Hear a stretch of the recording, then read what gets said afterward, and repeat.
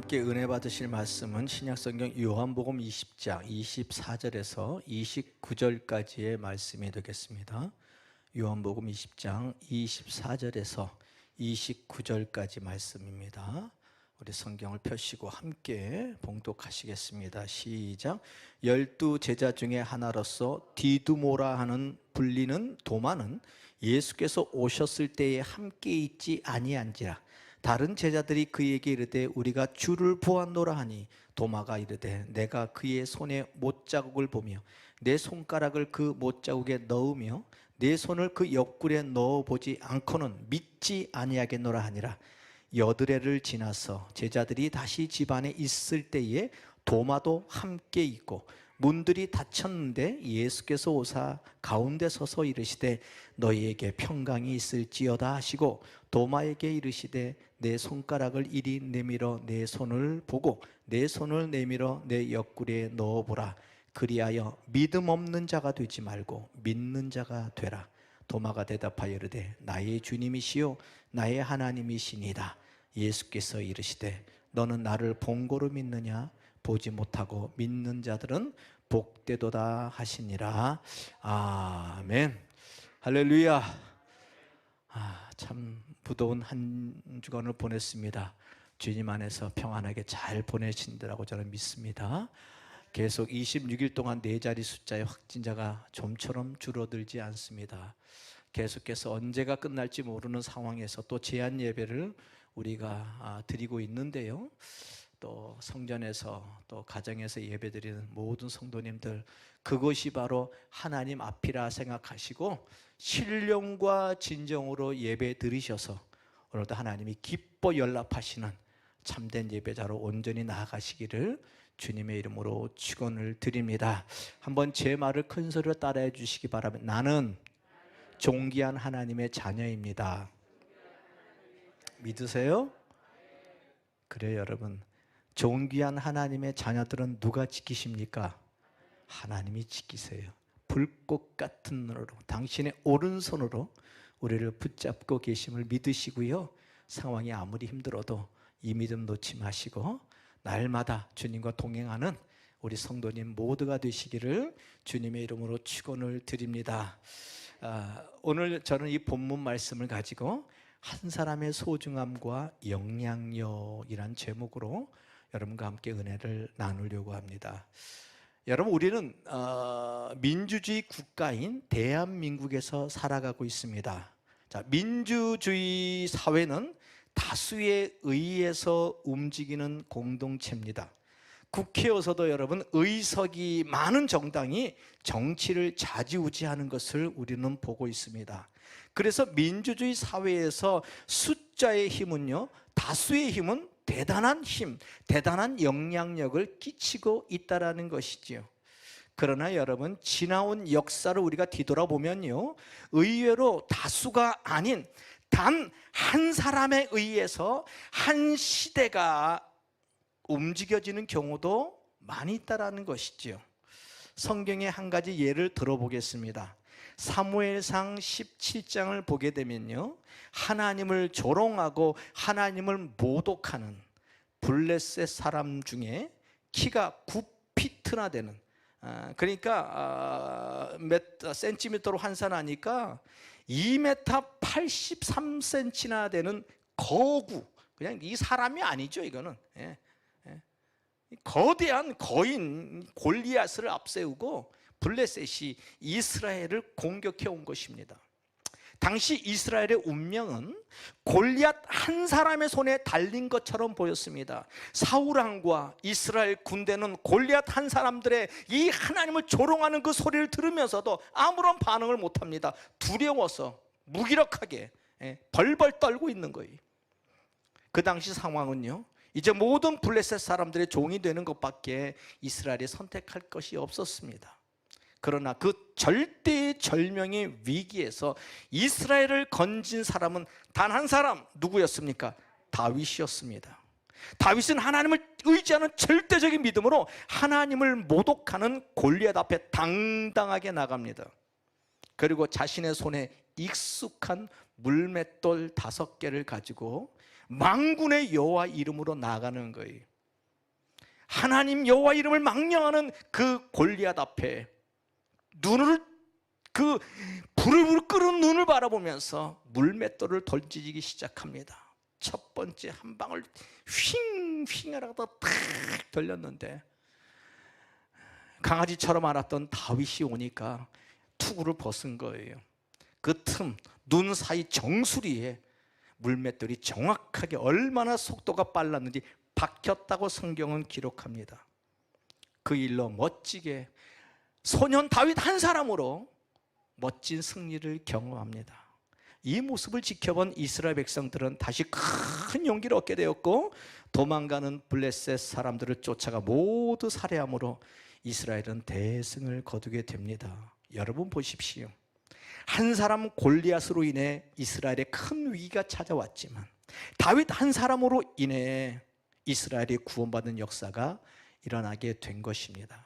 한 사람의 힘에 위대한 영향을 끼치기도 한다는 것을 너무나 확실히 보여준 귀한 사건이었습니다. 이처럼 다윗 한 사람이 후세에 남긴 영향력은요, 말로 표현할 수 없을 정도로 대단했습니다. 그는 왕이 된 후도 이스라엘 영토를 계속 확장해 나가지요. 뿐만 아니라 다윗은 하나님의 언약궤를 모실 성막을 세웠습니다. 또 성전 건축을 위한 모든 준비를 마쳤고 자신의 아들인 솔로몬으로 하여금 성전을 건축하도록 모든 준비를 아낌없이 준비해 주지요.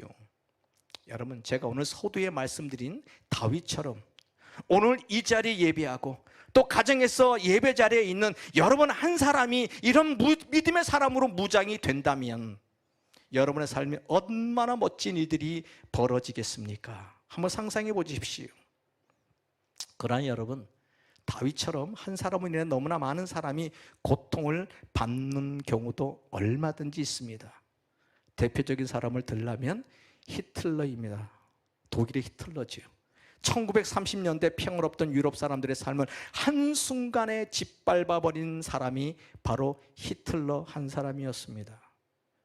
이 히틀러 한 사람을 통해서 무려 600만 명이나 되는 죄 없는 유대인이 단지 유대인이라는 이유 때문에 가스실에 비참하게 죽음을 당하였습니다. 수천만 명의 사상자가 생겼어요. 여러분, 이처럼 한 사람의 영향력은요 너무나도 중요하다는 거예요. 한 사람으로 인해 온 국민이 구원을 받기도 하고 소망을 발견하기도 하지요.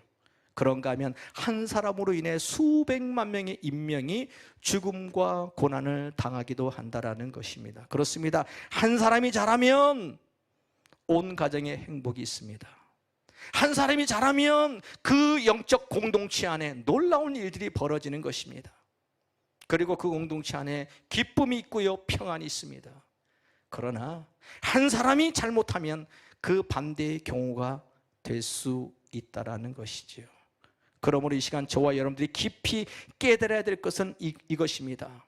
나는 어떤 종류의 사람이 되어야 하는가입니다. 나는 지금 내 삶을 통해서 주변 사람들에게 어떤 영향력을 끼치고 있는지 한 번쯤은 내 자신을 돌아볼 수 있는 특별한 은혜의 시간이 될 수 있기를 주님의 이름으로 축원합니다. 여러분은 포천순복음교회에 어떤 영향력을 끼치고 있습니까? 여러분은 여러분의 다니는 직장에 어떤 영향력을 끼치고 있습니까? 여러분은 여러분의 가정에 가장으로서, 아내로서, 자녀로서 어떤 영향력을 끼치고 있습니까? 하나님이 기뻐하시는 거룩한 영향력을 흘러버립니까? 아니면 여러분들 때문에 많은 사람들이 아파하는 안타까운 도구로 쓰임받고 있습니까? 한번 곰곰이 내 스스로를 볼 수 있는 은혜의 시간이 됐으면 좋겠어요. 우리가 함께 읽은 오늘 본문에서도요, 한 사람으로 인한 공동체의 위기를 보게 됩니다. 예수님의 제자 공동체는 매우 지금 심각한 위기를 맞이하고 있습니다. 그 위기란 바로 가룟 유다로부터 시작이 돼요. 예수님의 12제자 중에 한 명인 유다는요, 예수님을 은 30의 돈을 받고 대제사장의 스승인 예수님을 팔아먹습니다. 나중에 양심의 가책을 받고 스스로 유다는 목숨을 끊는 비극적인 일이 제자 공동체 안에 벌어진 거예요.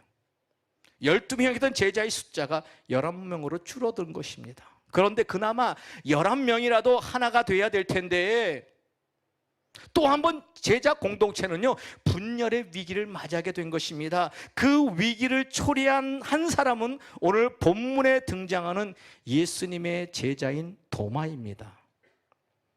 여기서 우리는 도마가 어떤 사람인가에 대해서 한 번쯤은 살펴볼 이유가 있습니다. 원래 도마는요 주관이 아주 뚜렷하고 의리가 있는 그런 사람이었어요. 그 증거가 요한복음 11장에 나오는데요, 당시 배경이 이렇습니다. 예수님께서 많은 무리를 말씀으로 가르치십니다. 예수님이 가는 곳마다 엄청난 기적이 일어나는 거예요. 사역이 활발해지는 것입니다. 그럴 때에 가장 예수님을 미워하기 시작하는 사람들이 누구냐? 바로 당시 유대 종교 지도자들이었습니다. 그들은 나사렛 출신, 시골 출신의 예수라는 청년이 갑자기 혜성같이 나타난 거예요. 가는 곳마다 설교를 하는데 처음 들었던 천국 복음, 하나님에 대한 천국에 대한 복음을 증거하는데요. 그리고 그가 가서 말씀만 전하고 하면은 눈이 떴다, 안진뱅이가 일어났다, 기적이 일어났다, 오병이의 사건이 일어났다, 놀라운 일들이 벌어지는 것입니다. 그러니까 예수님이 가는 곳마다 수많은 군중들이 막 구름대같이 몰려가는 거예요. 모든 사람들의 시선이 예수님께 집중이 된 것입니다. 자, 일이 계속되어지면 유대 종교자들은 자신들이 그동안 쌓아놓았던 기득권, 영적인 기득권이 흔들릴 위기를 경험합니다. 그리고 예수님께서 종교 지도자들의 그 치부를 지적하니까 위기감을 느낀 거예요. 그래서 어떻게든지 이 청년 예수를 죽이려는 마음으로 가득 차 있었다라는 것이지요. 이런 분위기를 감지하신 예수님께서는 아직 자신의 때가 되지 않았다고 생각하시고 유대를 떠나셨습니다. 잠시 피하신 거예요. 그런데 문제가 생긴 겁니다. 유대 지방 베단이라는 마을에 살고 있던 예수님 평생 아끼고 사랑하는 나사로가 갑자기 병이 들었다는 소식을 듣습니다. 죽어가고 있다는 소식을 들어요. 그래서 나사로의 동생인 마르다와 마리아는 급하게 예수님께 사람을 보내서 제발 빨리 오셔서 우리 오빠를 살려달라고 간청을 합니다. 그런데 당시 분위기는요, 제가 말씀드린 것처럼 유대 지방의 종교 지도자들이 예수님을 증오하고 있었기 때문에 이런 상황에서 예수님이 유대에 가면 무슨 봉변을 당할지 모르는 그런 아주 급박한 분위기였습니다.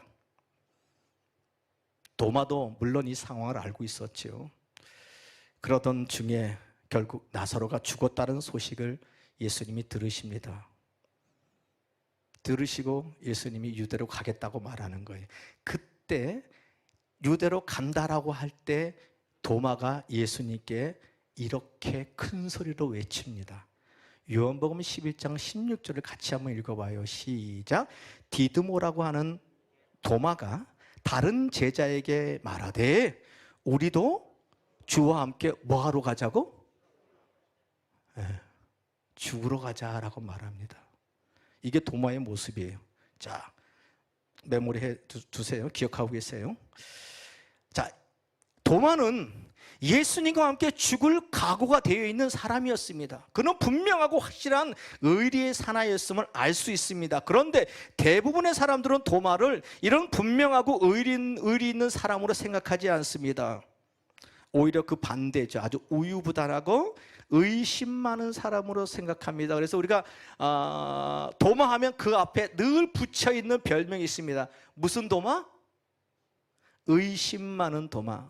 복음성가에도 의심 많은 도마처럼 이런 가사가 있을 정도로 도마하면 의심 많은 도마, 이렇게 알고 있어요. 그런데 여러분, 사실 도마가 이렇게 부르게 된 이유가 몇 가지가 있는데요. 첫 번째, 그의 이름 때문입니다. 그의 이름을 뭐라고 말합니까? 디드모라고 하는 도마라고 말하죠. 자, 디드모라는 말은요, 헬라어로 쌍둥이란 뜻을 가지고 있습니다. 다른 성경 사본에 보면 그의 이름이 부스코스라고 되어 있는데 이 뜻은요, 두 마음이 있는 이라는 그런 뜻을 가지고 있습니다. 그러니까 그의 이름을 부르면 두 마음을 가진 사람, 이랬다 저랬다 하는 사람, 마음을 확실히 잡지 못한 사람, 의심 많은 사람으로 부를 때마다 여겨버리는 거예요. 그러나 그가 이런 성격의 사람으로 인식된 것은 그의 이름 때문만은 아닙니다. 그가 의심 많은 사람으로 여겨진 이유는 그가 부활해서 제자들에게 찾아오신 현장에 그가 있지 않았다라는 것을 우리는 나중에 알게 됩니다. 자, 오늘 본문을 잘 보시면 그의 문제를 분명히 알 수 있는데요. 자, 본문의 내용은 이렇습니다.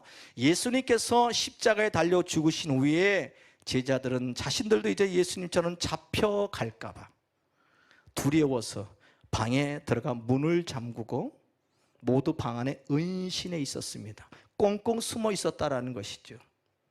그때 분위기를 요한복음 20장 19절은 이렇게 전합니다. 자, 오늘 19절 같이 읽어요. 시작. 이날 곧 안식 후 첫날 저녁 때에 제자들이 유대인을 두려워하여 모인 곳에 문을 꽁꽁 닫았더니 예수께서 오사 가운데 서서 이르시되 너희에게 평강이 있을지어다.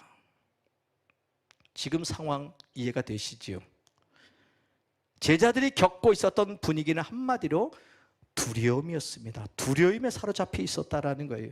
그런데 바로 그 순간 부활하신 예수님께서 제자들의 은신하고 있는 곳에 찾아오신 거예요. 그리고 그들에게 가장 필요한 것을 주십니다. 예수께서 오사 가운데 서서 이르시되 너희에게, 두려워하고 있는 제자들에게 평강이 있을지어다.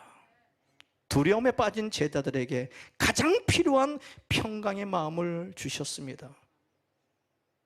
오늘 위중한 상황의 현장에서 예배드리는 우리 성도님들 가운데, 가정에서 예배드리는 성도님들 가운데 도저히 내 힘으로 해결할 수 있는 문제 때문에 두려워하는 분이 있을 것입니다. 내 힘으로 견딜 수 없는 아픔과 고통 가운데, 질병 때문에 하루하루 약으로 견뎌내는 그런 미래에 대한 두려움으로 사로잡힌 분들이 분명히 있을 거예요. 촛불처럼 언제 꺼질지 모르는 죽음의 위기 가운데 누워서 예배드리는 분이 분명히 있습니다.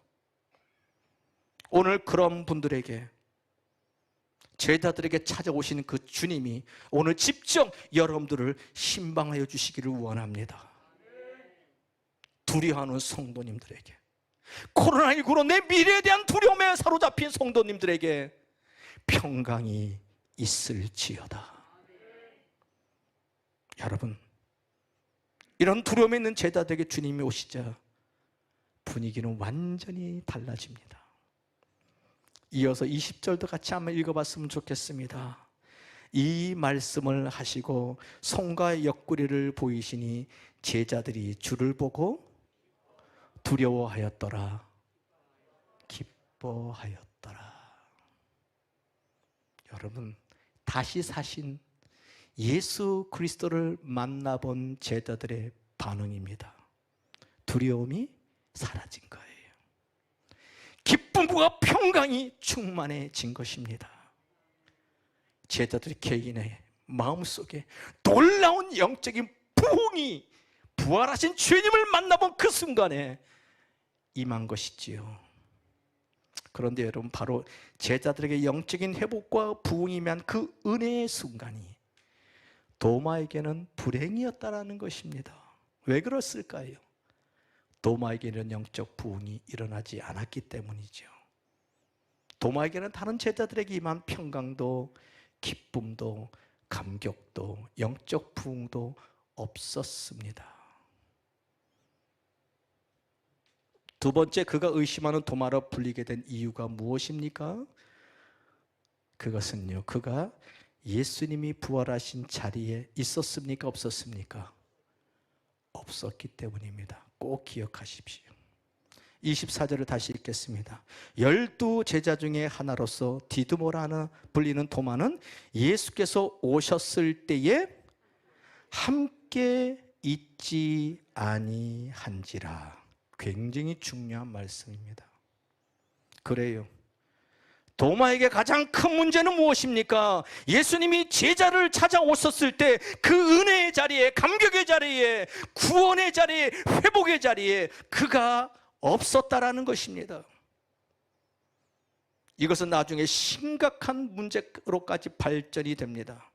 오늘 본문은 그것을 잘 보여줍니다. 이제 외출했던 도마가 돌아왔어요.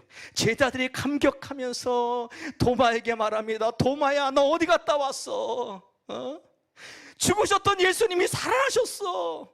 부활하신 몸으로 우리에게 오셨어. 오셨다가 조금 전에 가셨단 말이야. 우리 주님이 다시 살아났단다. 막 감격하면서 10명이 막 소리를 치는 겁니다. 감격과 기쁨으로 어찌할 줄을 모르는 거예요.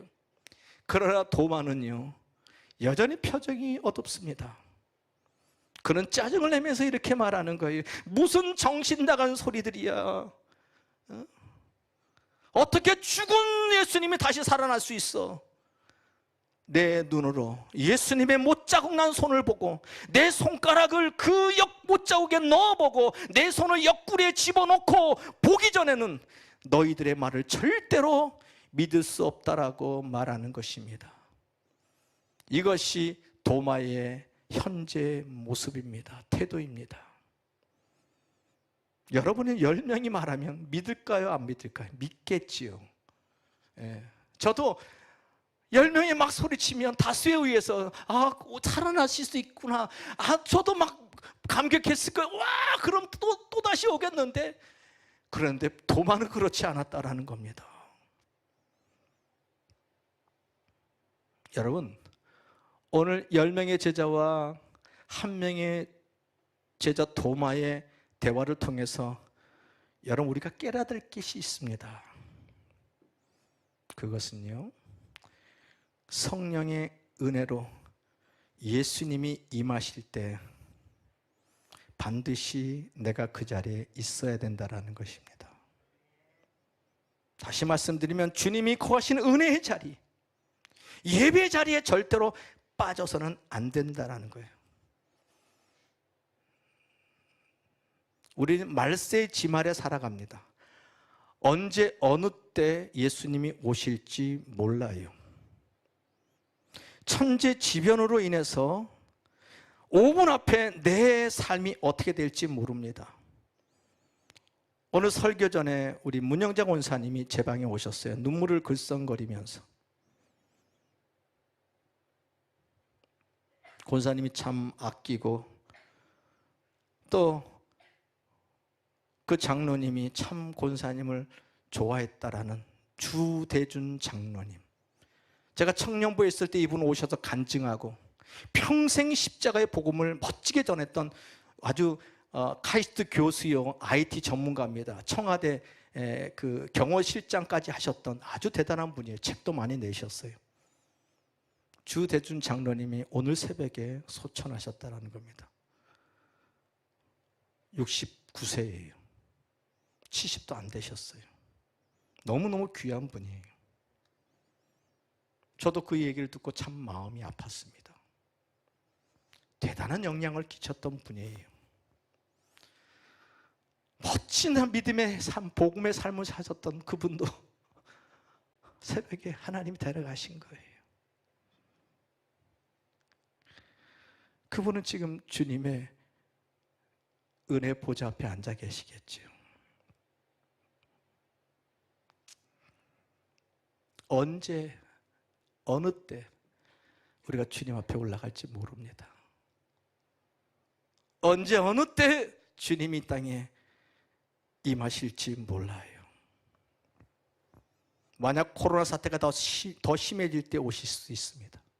먹고 사는 일에 바빠서 주님을 예비하지 못할 정도로 바쁠 때, 분주할 때, 그때 주님이 찾아오실 수도 있습니다. 그래서 가능하면 주님을 놓치지 말아야만 합니다. 예배 빠지지 말고 참석해야 된다는 거예요. 무의식적으로 한두 번씩 예배 빠지다 보면요, 나도 모르게 믿음은 식어집니다. 나중엔 영적으로 무감격해져요. 나중에 결국 형식에 묶인 무기력한 종교인으로 전락해 버립니다.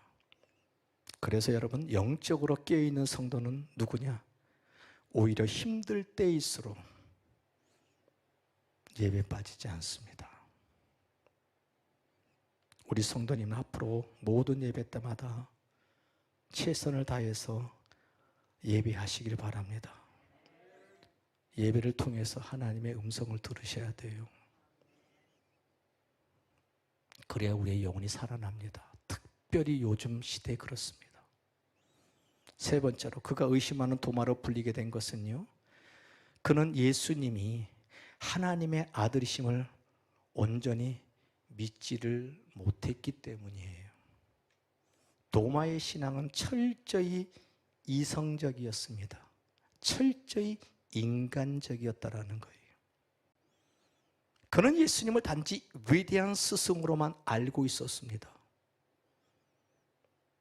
예수님의 가르침은 너무나 대단했어요. 놀라웠어요. 어느 곳에도 들어보지 못했던 진리 중에 진리였다라는 것도 그가 알고 있었습니다. 그렇기 때문에 3년 반 동안이나 예수님의 제자로 따라다녔어요. 말씀을 배우는 일에 힘썼던 사람이 도마였습니다.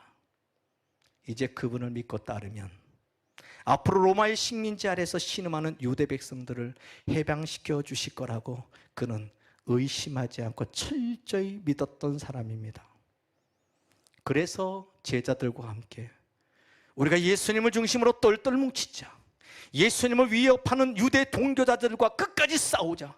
나는 예수님과 함께라면 어떤 고난도 어떤 죽음도 두려워하지 않겠다, 불 가운데로 들어갈 각오가 되어 있다라고 생각했던 사람이 도마였습니다.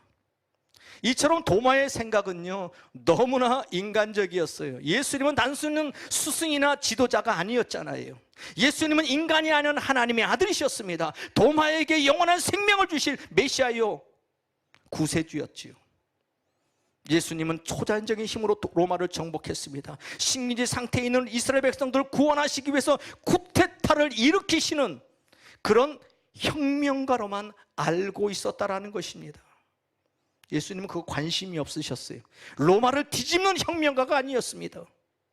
예수님은 온 우주의 왕이시고 만왕의 주로 오신 분이십니다. 모든 죄인들을 구원하시기 위해 오신 하나님의 아들이셨습니다.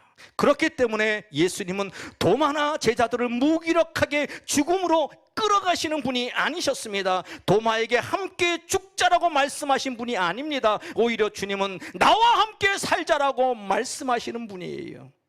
왜냐하면 그분은 생명의 주님이시기 때문입니다. 그러므로 생명을 주실 그분이 당신이 하신 말씀처럼 3일 만에 부활하셨다라는 것은 당연한 일이었지 않습니까? 그런데도 도마는 예수님은 하나님이시며 우리를 구원할 메시아라는 사실을 전혀 알지 못했다라는 것입니다. 도마는 단지 이스라엘의 로마의 억압에서 구원해 주실 혁명투사인 예수님만 믿고 있었지, 우리를 죄악에서 구원하시기 위해서 오신 생명의 주님으로 믿은 게 아니었다라는 거예요. 이것이 도마의 생각을 붙잡고 있었습니다. 그렇기 때문에 예수님께서 영원한 하나님의 나라에 대해서 말씀하실 때 도마는 굉장히 당황했던 적이 있습니다. 요한복음 14장 2절 이하에 보면요, 예수님이 이렇게 말합니다. 제자들에게 이제 내가 너희를 위하여 처소를 예비하러 가노라 라고 말씀하셨을 때 다른 제자들은 다 가만히 있었어요. 그런데 도마가 탁 튀어나오면서 이렇게 묻습니다. 그것이 바로 5절 말씀입니다. 같이 읽어요. 시작. 도마가 이르되 주여, 주께서 어디로 가시는지 우리가 알지 못하거늘 그 길을 어찌 알겠사옵나이까. 예수님이 이제 내가 십자가에 달려서 너희들을 위하여 하늘의 처소를 예비하러 간다라고 말씀하는데 도마는 아니 예수님이 어디로 가신단 말이야. 지금 예수님의 인기가 하늘을 찌르고 있는데 여기서 유대 땅을 회복시키실 그 위대한 일을 하실 분이 갑자기 어디로 가신다라는 거예요. 이 세상 외에 또 다른 그런 다른 거처가 있단 말이에요. 예수님이 말하는 거할 집은 어디란 말인가? 도대체 예수님이 어디로 가신다고 자꾸 저렇게 말하는 거예요? 말씀하신 거처에 대해서 전혀 알지 못했다는 걸 우리는 알 수 있어요. 여러분, 예수님께 말씀하신 다른 거처가 어디입니까? 우리를 위해 준비해 두신 하늘 천국을 말씀하는 거잖아요. 그런데 도마는 여전히 이 땅에만 머물러 있었다라는 것이죠. 도마는 초자연적인 기적을 행하시는 예수님과 함께 이 세상에 뭔가 큰 일을 해야 되겠다, 이런 생각에 푹 빠져있는 도마에게 예수님은 또 이런 말씀을 자상하게 하십니다. 6절입니다. 요한복음 14장 6절 같이 읽어요. 시작. 예수께서 이르시되 내가 곧 길이요 진리요 생명이니 나로 말미암지 않고는 아버지께 올 자가 그 누구도 없다라고 말씀하십니다. 자, 이 예수님의 말씀을 들었으면, 궁금했으면 또 물어야 되잖아요. 도마는 관심 없었습니다. 아무 질문도 하지 않은 것을 요한복음 14장을 쭉 읽어보면 알 수 있어요. 여러분, 이처럼 예수님과 함께 죽기를 각오했던 도마가 왜 나중에 예수님께서 유대 병정에 체포되었을 때 도망치는, 다락방에 꼭꼭 숨어있는 비열한 사람이 되었습니까? 이유는 간단합니다. 도마의 마음에는 그토록 하나님 예수님이 자주 설명했던 영원한 하늘나라 천국의 소망이 전혀 없었다라는 것입니다. 그는 그래서 하늘의 처소를 이해할 수가 없었지요. 예수님께서 하늘의 거처로 자신을 인도할 생명의 주님이라는 사실을 전혀 몰랐다라는 것입니다. 이런 모습을 통해서 우리가 알 수 있는 것은 도마는 철저하게 여러분 이 땅에 소망을 두고 살아가는 인간적인 사람이었다라는 것입니다. 여러분, 제가 설명한 거 한번 들으셨지요? 오늘 예배하는 여러분들 중에 혹시 도마와 같은 생각을 가지신 분 없습니까? 이 땅이 다 전부라고 생각하며 살아가는 사람은 혹시 없나요? 여러분들도 한번 생각해 보십시오. 정말 주님을 위하여 죽을 수 있는 사람은 어떤 사람입니까?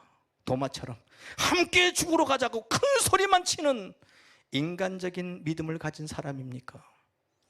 우리도 말할 수 있어요. 내가 죽기까지 주님을 위해서 충성하겠습니다. 교회 위해서 헌신하겠습니다. 말은 잘할 수 있습니다.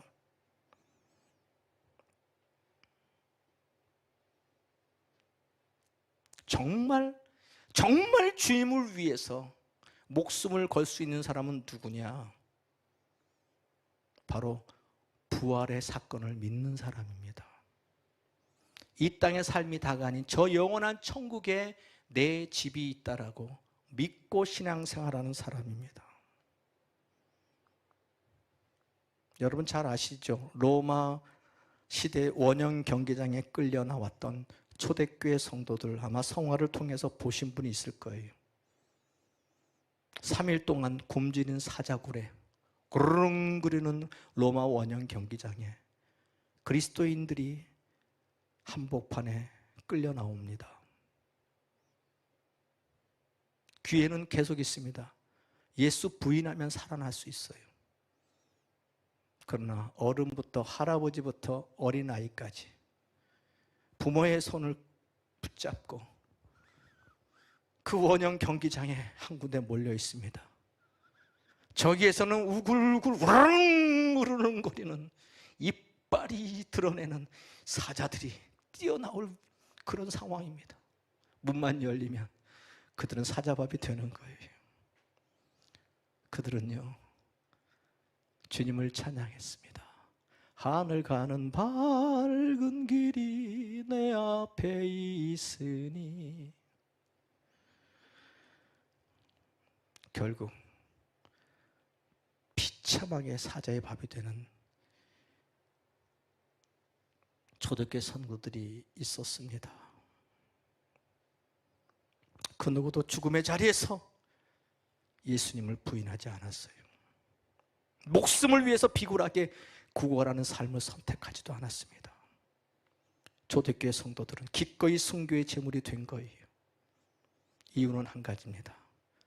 그들의 마음속에 영원한 생명에 대한 사모함, 부활의 산 소망이 분명했기 때문입니다. 코로나 시대에 내 신앙의 모습을 보면 분명히 알 수 있습니다. 이런 어려운 상황에도 내가 하나님 편에 서느냐, 아니면 육신의 편에 서느냐. 도마는 철저한 인간적인 생각이 묶여 있었고, 부활하신 주님을 다른 제자들처럼 만나지 못했기 때문에 결국 분란의 주인공이 된 것입니다. 이런 도마로 인해 제자 공동체가 계속 분란이 있었어요. 10명과 1명입니다. 부활하신 예수님을 본 10명과 보지 못한 1명입니다. 기쁨에 충만한 10명과 좌절감에 빠져있는 1명입니다. 부활하신 예수님을 만남으로 소망이 넘치는 1명과 아무런 의욕도 없이 살아가는 1명입니다. 충분히 이 제자 공동체의 영적인 분위기를 느끼실 것입니다. 아무리 부활하신 예수님에 대해서 설명을 해도 믿으려 하지 않는 도마 한 사람으로 인해 나머지 10명은 답답한 가슴앓이를 했을 것입니다.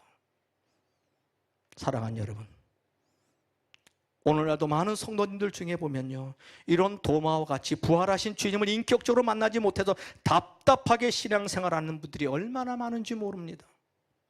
신앙생활하는 동기가 이것입니다. 내 삶의 어떤 유익을 위해서, 내 진로가 잘 형통이 펼쳐질 것 같아서, 기도하면 복을 주신다고 하니까, 예배드리면 축복된 삶이 시작된다고 하니까, 아니면 내 인생에 스트레스가 많으니까 어떤 정신 수양의 도구로 생각해서 예수님을 믿는 사람이 많이 있다는 것입니다. 이렇게 인간적으로 예배를 드리고 주님을 섬기는 사람들을 보면요, 어떤 삶의 고난이나 여러 가지 크고 작은 위기가 찾아왔을 때 전혀 믿음으로 이기지 못합니다. 너무나 쉽게 무기력하게 포기합니다. 무너집니다. 절망합니다. 작은 일에 시험에 빠져버립니다. 저는 오늘 예배하는 우리 성도님 한 사람 한 사람으로 인해 다른 사람에게 근심거리가 되는 자가 아니라 기쁨을 나눠주는 거룩한 영향을 흘러보내는 여러분들이 될 수 있기를 소망합니다. 그래서 우리 아버지 때문에 우리 가정에 소망이 있다. 우리 교회 우리 권사님 때문에, 집사님 때문에, 장로님 때문에 우리 교회에 기쁨이 있다.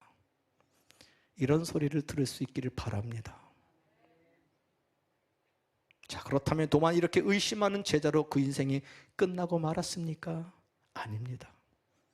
본문을 계속 보면요, 26절에 의심 많은 도마를 위해서 여드레 8일이 지났을 때 한 사람 때문에 예수님이 다시 오십니다.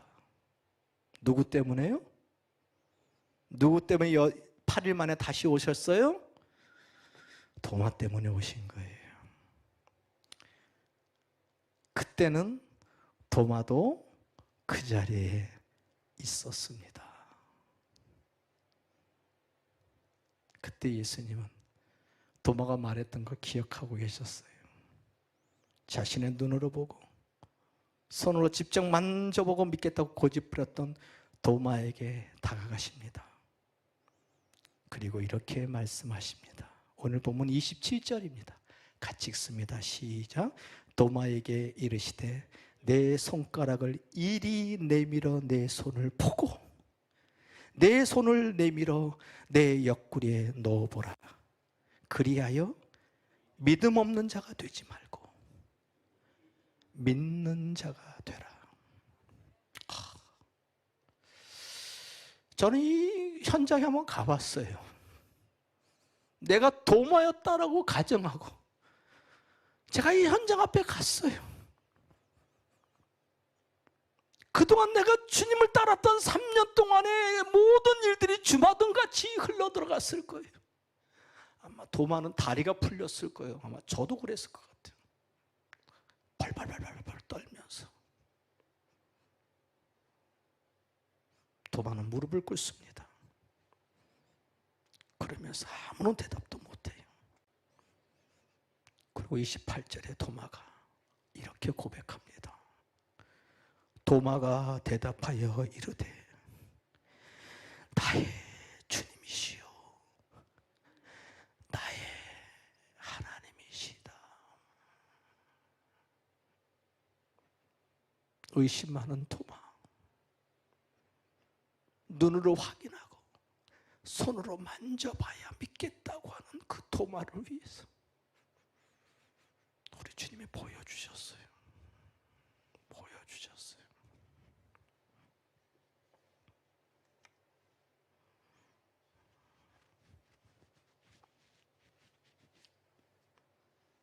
확실히 우리 예배드린 성도 가운데 나는 눈으로 확인하고 예수를 믿겠다. 한번 고집 부려 보십시오. 그 한 영혼을 위해서 우리 주님은 찾아오실 것입니다. 그런 분 많이 봤어요. 내가 예수님을 믿으려면 내 손에 장을 지져. 하나님이 사랑해 내 손에 장을 지져라. 하나님이 그 손에 장을 지지시더라고요. 네, 진짜 지지셨어요. 화상을 입히셨어요. 손을 태우셨어요. 말 잘하십시오, 여러분. 입술의 권세는 대단합니다. 여러분 오늘 예배 가운데 우연히 오신 분은 아무도 없어요. 주님의 교회 가운데 오셨습니다. 오늘 이 자리가 의심하는 도마, 인간적이고 이성적으로 믿었던 도마를 주님을 위해서 목숨 걸고 평생 복음을 전했던 하나님의 사람으로 변화되지 터닝 포인트의 자리가 될 수 있기를 주님의 이름으로 축원을 드립니다. 도마는 완전히 변화됐습니다. 부활하신 주님과 인격적으로 만난 이후로 도마는요 죽기까지 십자가의 복음을 전합니다.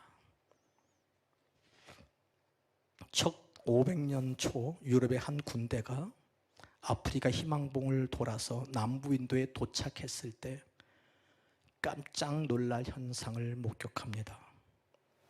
거기에는 자신들을 성도마 그리스도인이라고 부르는 수많은 사람들을 만날 수 있었기 때문이에요. 전에 내려오는 말에 의하면 도마는 주 52년에 남인도의 서해안 마라바르에 도착했고 그 후 중국에까지 가서 십자가의 복음을 전하면서 멋지게 선교 사역을 감당합니다. 그리고 주 72년에 인도에서 순교를 하였는데 인도 마이라프레라는 곳에 묻혔다고 말합니다. 지금도 여러분 남인도에는 도마교회 교인으로 자취하는 약 250만 명에서 300만 명의 교인들이 정말 뜨겁게 주님을 예비하고 있습니다. 말씀을 정리할게요. 우리는 요한복음 20장에서 짧은 구절이지만 제자들 중에 한 사람 도마를 만나보았습니다. 뜨거운 열정의 사람, 그러나 예수님 인간적으로 눈으로만 바라보았던 사람, 그래서 예수님의 부활을 믿을 수 없었던 사람, 그것 때문에 제자 공동체에 많은 고통과 갈등을 안겨주었던 사람이었습니다. 그러나 부활하신 예수님 인격적으로 만난 이후에 완전히 달라집니다. 완전히 변화됩니다. 그래서 도마는 인도 선교의 별이 되고 맙니다. 쓸모없는 한 사람에서 쓸모있는 한 사람으로 바뀝니다.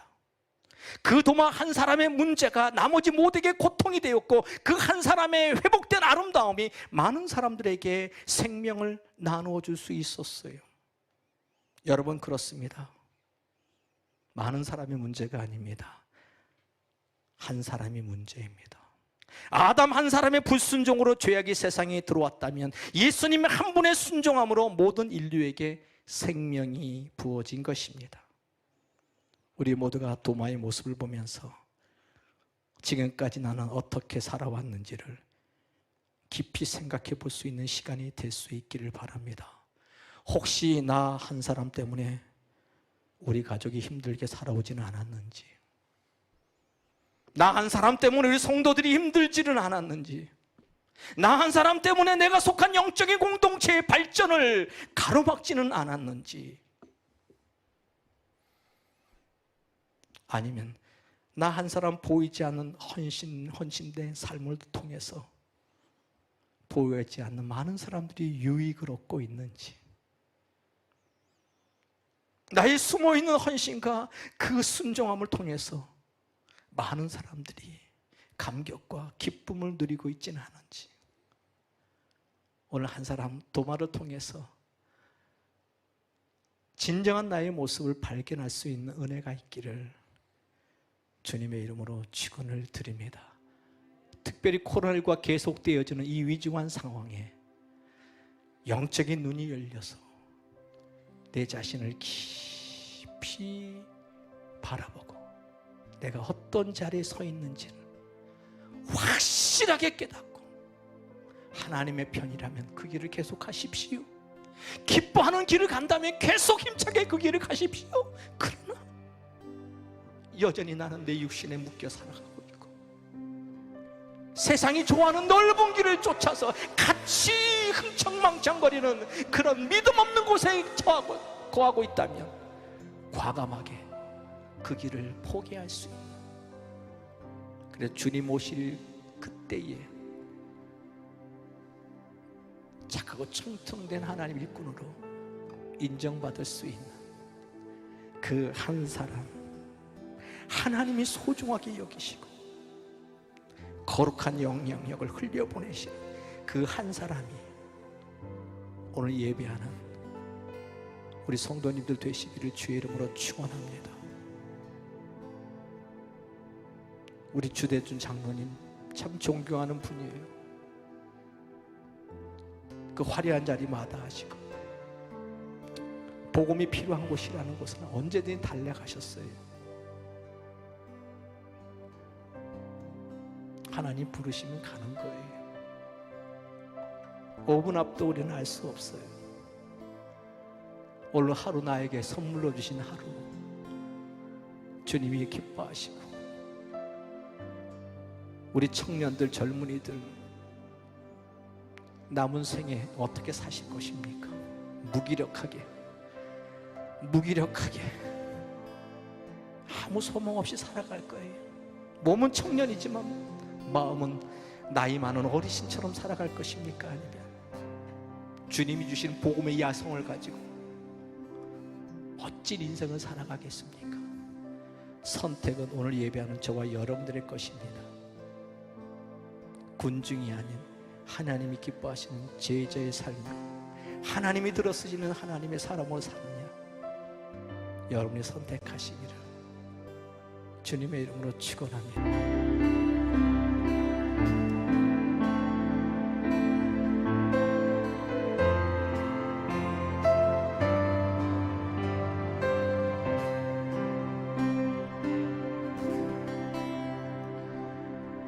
할렐루야. 오늘도 우리 예배를 받으신 하나님께 영광의 박수 올리겠습니다. 아멘. 한 주간 승리하십시오.